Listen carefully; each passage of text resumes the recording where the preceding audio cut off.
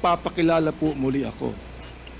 Mr. President, ako po si Bishop Benny Abante, ang Pangulo ng Bible Mode, Bible Believers League for Morality and Democracy, na mayroong 6,000 churches sa buong mundo.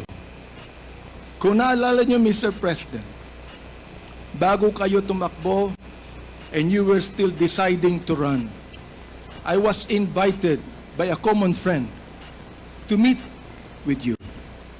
And we did at the Fairmont Hotel in Makati. I hope that you would remember that. With me are two pastors. And we prayed together. I prayed for you, asking the Lord to give you the right decision to run for the presidency. I do not know you from Adam, Mr. President. But I believe in your cause. I believe in your plan. And because of this, Mr. President, I work hard to campaign for you.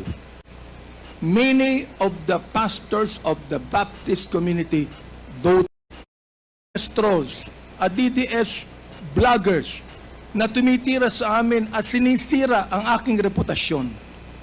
Gusto kong sabihin sa kanila, ilang boto ba ang ibinigay nyo kay former President? Ako po, Mr. President, libu-libong boto ang binigay namin sa inyo.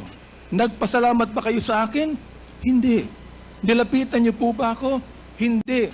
Mabuti pa, Senator Bongo, Mr. President, nagpunta sa aking simbahan at nagpasalamat sapagkat sinuportahan namin kayo at siya, Mr. President.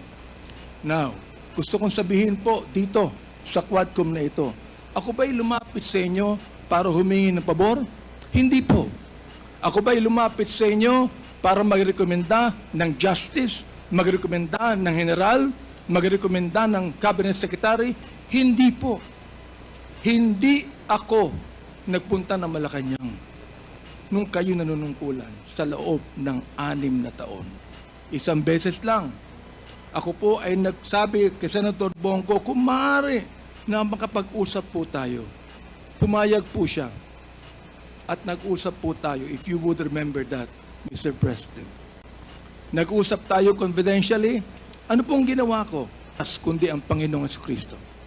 Ipinakita ko sa inyo ang maaaring magbago ng buhay natin, walang iba kundi ang ating Panginoon.